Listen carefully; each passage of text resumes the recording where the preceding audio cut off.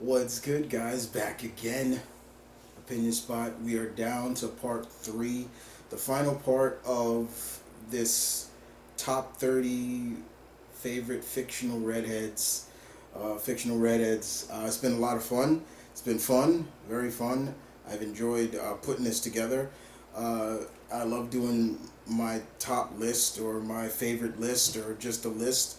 And don't forget, guys, yes, you can request topics on the opinion spot as well. So if there's ever something you want to hear my opinion on, or a list or something like that, don't forget to leave it in the description down below with the hashtag opinion spot. Just letting you guys know. So hope you guys enjoy this last part to my top 30 redheads. You gotta love them.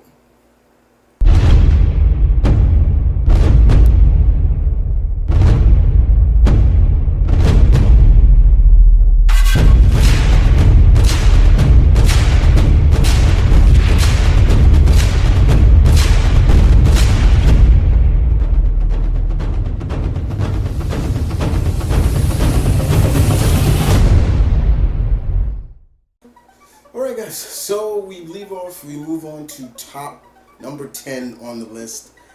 And I contemplated on this character a lot, but because depending on the colorer or the inker, because sometimes they'll have her depicted as being a brunette, and then sometimes they'll have her be a redhead or auburn color. But most of and even Marvel's official site says this character is a redhead. Okay, so with that character being number 10 is none other than the samurai girl, the sister of another mother of Misty Knight, Colleen Wing. Colleen Wing. I love Colleen. I love Misty Knight. I love their duo. And one's a former cop, the other is a samurai girl who grew up learning from her grandfather and things like that. I love that about Colleen. She is skilled with the sword, and she is also a little bit of mystical as well. She does have certain things she learned how to do thanks to Danny, her good friend. Remember, guys, in the comics, her and Danny are not together. They're just good friends. That's only in the former TV show. But Colleen Wing, to me, is just a very good character. I do love the character. Hopefully, we will see her back in the MCU. And I wouldn't mind seeing Christina Hendricks come back to play that character. If not, I'm more welcome to seeing someone else. Just saying. Moving on to number 9 on the list. Everybody should have seen this character coming, but number 9 on the list is Miss Natasha Romanoff, or Natalia she changed her name, but she is really Natasha Romanoff, aka the Black Widow. One thing that people I think tend to forget about Black Widow, she is considered the greatest spy in the Marvel Universe, as well as probably one of the greatest SHIELD agents.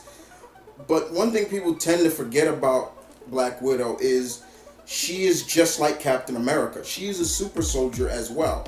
She has several different formulas in her that I think people forget. One being she has some form of a Soviet version of the super soldier serum in her, and she also has the Infinity Formula in her. The Infinity Formula is the same formula that is in old regular Nick Fury. That's why he hasn't aged as much as like for a guy who's supposed to be who's from World War II and everything like that. It slowers ages. Wolverine knew her when she was a little girl back in the 30s. So she's been around.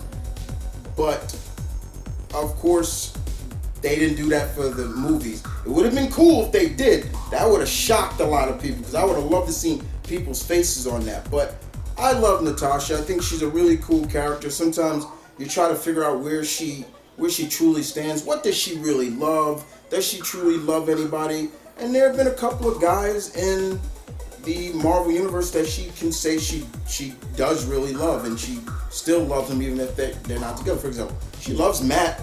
Her and Matt used to date. She loves Matt. She loves Matt. She loves Hawkeye.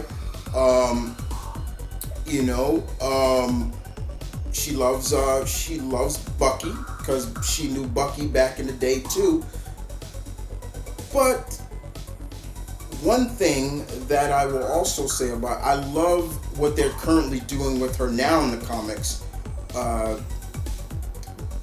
They're just doing a really good job. I'm forgetting the writer right now off the top of my head who's currently writing her, but she's doing an amazing job. Like the story was like Natasha gave up her whole life to become a mother. You know, she was like and she got a family. All this stuff is crazy. But I'm not going to talk about what's going on now with, that's not what this is about. But I do love Natasha.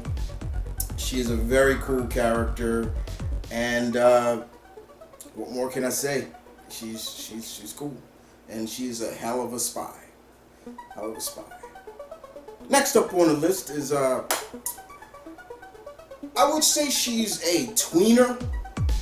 I'll put it like that. She's a tweener. She's the lover of Harley Quinn. She is none other than probably one of my second favorite Batman role, Poison Ivy. Miss Poison Ivy. Yeah, let's talk about Poison Ivy for a second. All right. She has her good moments and she has her bad moments, but she's still just a very intriguing character. Pamela Isley is just a very intriguing character.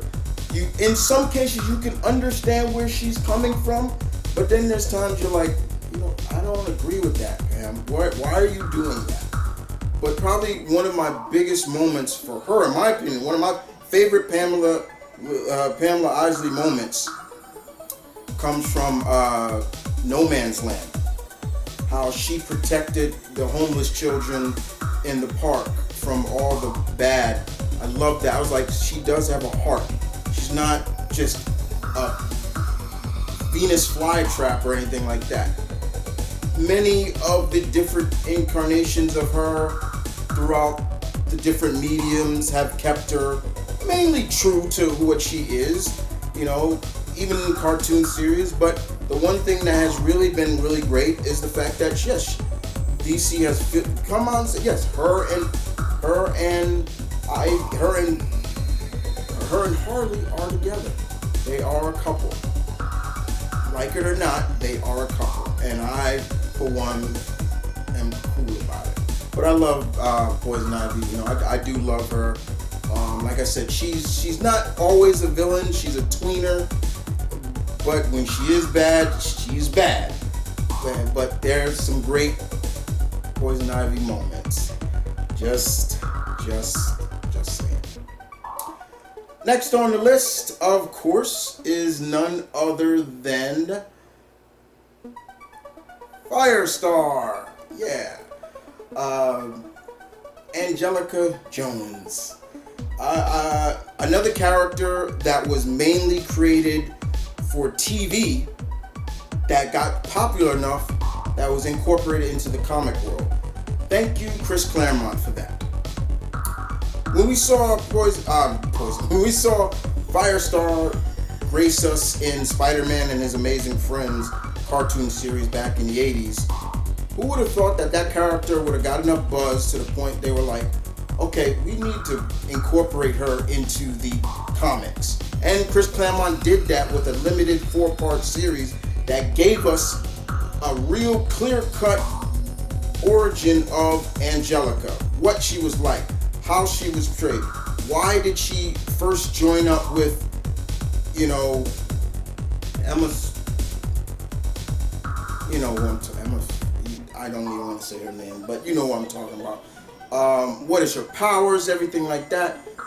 And she's not just been an X-Men, she's been a New Warrior, she's been an Avenger, she is one of those characters that has been able to transcend onto different teams, like Beast and other characters too, who have been able to move from a different team and still have that buzz.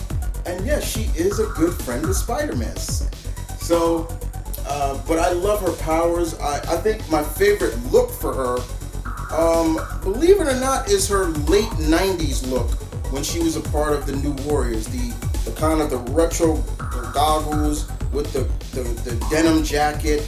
I like that look for her. I will always love her old school look, but I've always liked that look. I'm probably showing you the look, my favorite look for her now, but I love Firestar. She's a great character. Thank you, Chris Claremont, for creating her. Firestar. Next on the list, of course, is none other than the She-Devil herself. If you didn't think I was gonna not put Red Sonja on the list, you are crazy. Who doesn't love the She-Devil? As we all know, Red Sonja first debuted in Conan, when Conan was still under Marvel. Now that he's back with Marvel, but now Red Sonja is under Dynamite, and they are still doing such great jobs with her. There have been a lot of amazing writers who happen to be women who have done an amazing job of writing her. From Marjorie Bennett to Amy Chun to there's one more before I name who I want to name. Oh my God, I'm forgetting the other person. But of course, my friend Gail Simone also has done an amazing job of writing her. The She-Devil has earned her respect.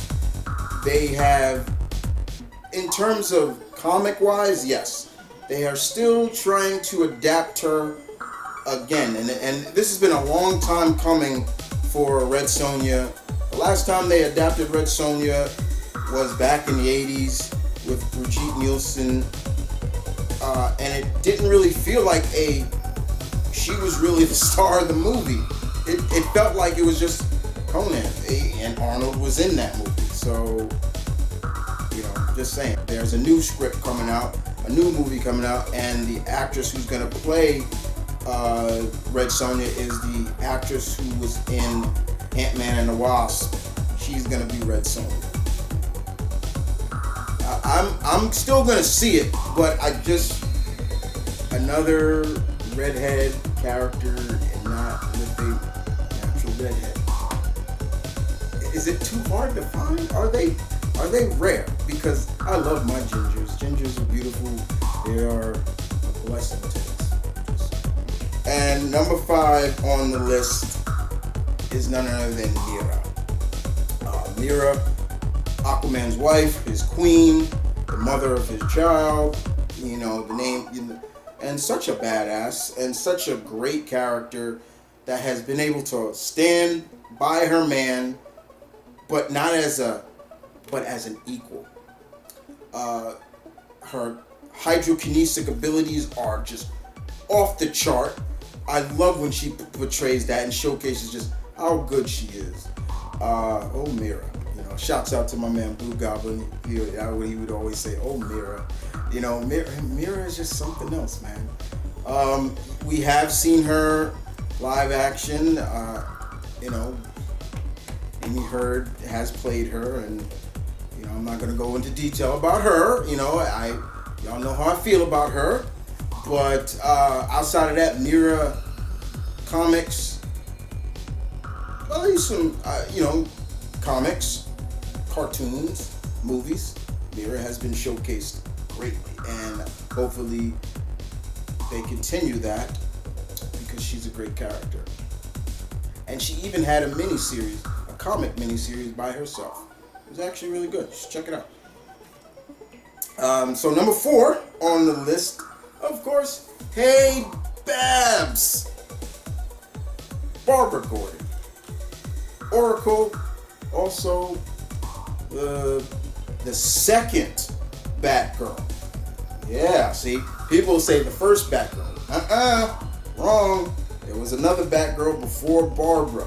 And that's, yes, once again, I was pre-Crisis, but still, there was a Batgirl before her. So, and I stick with that. Barbara is the second Batgirl. But nonetheless, I love my Batgirl. I love my Barbara Gordon. I love Babs very much. And when they write her, when they showcase her on a great level, I love it more. Now, we've seen Batgirl over the time of media, from the original, in the original 60s Batman.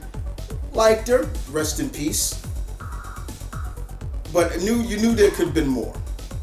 Then came the, we'll just keep with live action, right? Outside of live action, then they did Alicia Silverstone, and we don't need to talk about that one.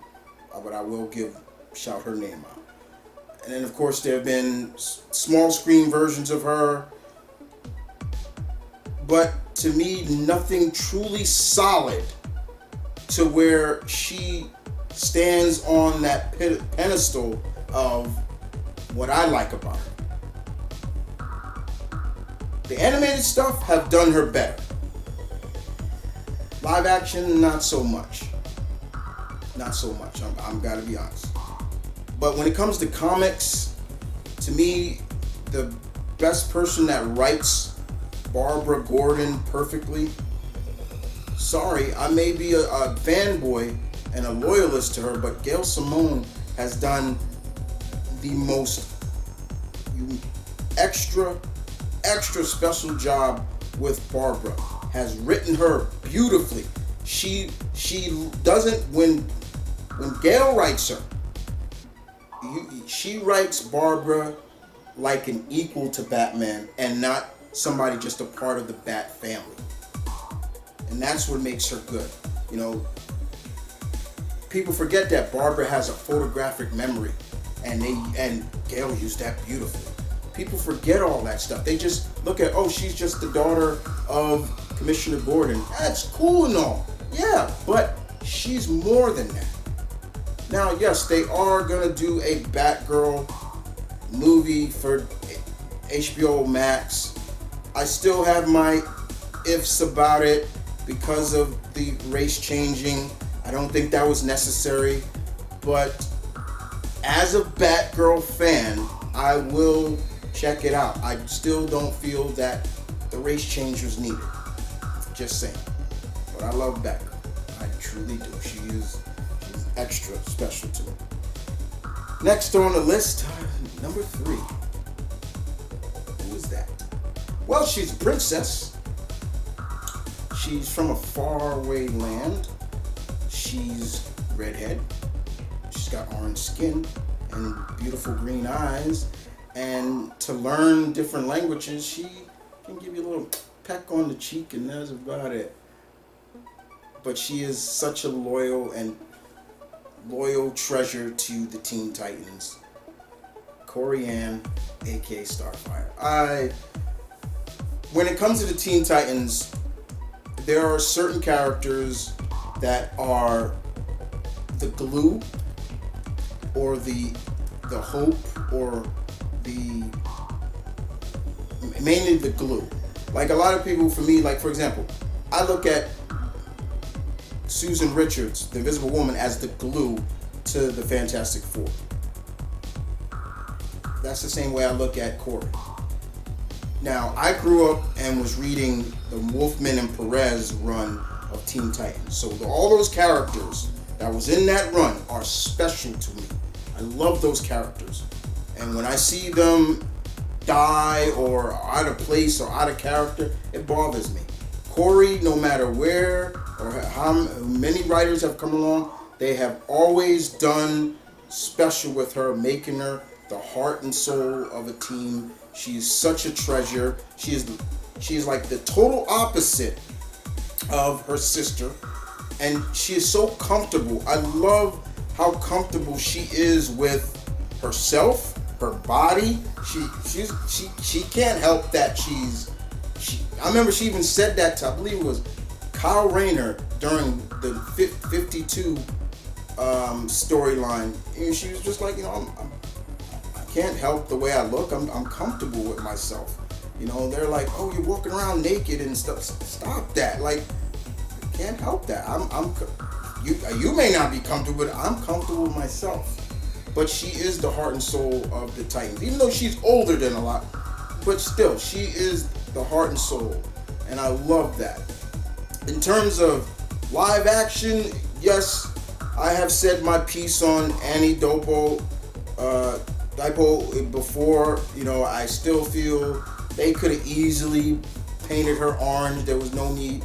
But, I let that slide. I have been enjoying I enjoyed season 2, and I am enjoying season 3 of Titans. So, it is what it is. But comic-wise, Starfire can do no wrong. And anytime I'm at conventions that in the past, I see a Starfire, I'm always getting like, can I get a pic? Or something like that. I'm just a big Starfire fan. Next on the list, number 2. Who could be number 2? Well. Hello, Miss Gray. Yeah, guys. Jean Grey. I know there's a lot of people that don't seem to like her. Even Chris Claremont has he stated he never found Jean Grey very appealing. She dies too much, and then the Phoenix comes and brings her back, and all these things. But once again, you talk about the heart and soul of the original founding members of the X-Men. I give it a Jean all the time. Jean definitely was the glue for that first 5. Over time, when the teams got bigger, she still kind of stayed around, felt still like the heart and soul of that team. Outside of, then when Storm came on, Storm picked up that slack and other characters, but the heart and soul will always be Jean Grey to me. She's one of the most powerful telepaths on the planet. She's an Omega level, or I think they even said she's higher, but I think she's an Omega level mutant. Point is, she's great. And the way Jonathan Hickman has been writing her now, I've been loving it.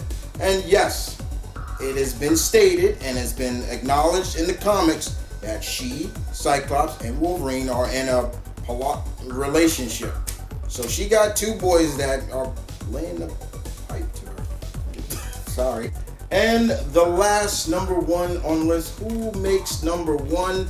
I think everybody and their mama knows who number 1, my favorite fictional redhead of all time is. I mean, somebody even said it. One of the pack members said it. Gotta say, I'm not gonna say his name because he knows who it is. One of the pack members even said it, but yeah, face it, Tigers, you just hit the jackpot. That's right, Miss Mary Jane Watson Parker. Yeah, that's right, I said it. Makes my favorite redhead. I love MJ. I will always have love and respect for Gwen, but for many loyal Spider-Man fans like yours truly, when it comes to who do you feel is the true love of Peter's life, I gotta go with MJ all the time. She has done so much. She's been through too much with Spider-Man and Peter. You would think she would have left Peter a long time ago, left because she couldn't deal with the craziness of his world. She's a ride or die with him. She looks venom, and she looked venom in his face several times. Like, I'm not scared of you. She's been through it all with the man, and I love MJ. Live action wise, I give the ladies a little credit. For example, I will always, even though I will always give Kirsten Dunst credit for what the foundation of MJ, especially in the first one. Over time, I wasn't really liking her too much as MJ because I'm sorry. I would have loved to seen Charlene Woodley play MJ because she was going to be MJ in Amazing Spider-Man 2, but something happened. I forgot what happened. I would love to seen her. And of course, now we have Zendaya as some form of MJ. She's not Mary Jane Watson, but she is some form of an MJ. And she's fine, but honestly, I still want to see the real Mary Jane Watson in the MCU. And there's a part of me that thinks maybe that may happen. Just a hunch. But with that being said, guys, yeah, Mary Jane makes the list. I love her. She is number one in my book, numero uno. This was so much fun to do, guys. I could have went top 50. I decided to go top 30. But redheads, man. Like, who doesn't love redheads? I love them. You know, I heard somebody actually Instagrammed me on Instagram, basically DM'd me and said, hey, could you do your top favorite blondes? I'm like, I could, and you know, give me your name. I can shout you out. Nobody's come forward with it. Person's never come forward because now when I look at it, the character, the person's name is no longer there. So I'm like, oh, you just deleted your account or something? I don't know. The point is, guys, once again, this was the Opinion Spot. Hope you guys enjoyed what I brought to you. Who are your favorite redheads? I love to hear. More importantly, once again, as I said before, I do take requests for the Opinion Spot. So if there's anything you want me to talk about, don't forget to leave it in the comment section down below. If you follow me on Twitter or Instagram, things like that, you could leave it there with the hashtag Opinion Spot with the topic. But outside of that, guys, I had a lot of fun doing this. This was so much fun. I love doing top lists and favorite lists and things like that. It's always a fun because it brings back good memories for me, especially if it's certain things. And with these ladies, it did, because I can instantly remember when I first were introduced to all these characters, and it just brings back good memories, as always. But I hope you guys enjoyed. As always, stay safe, be well.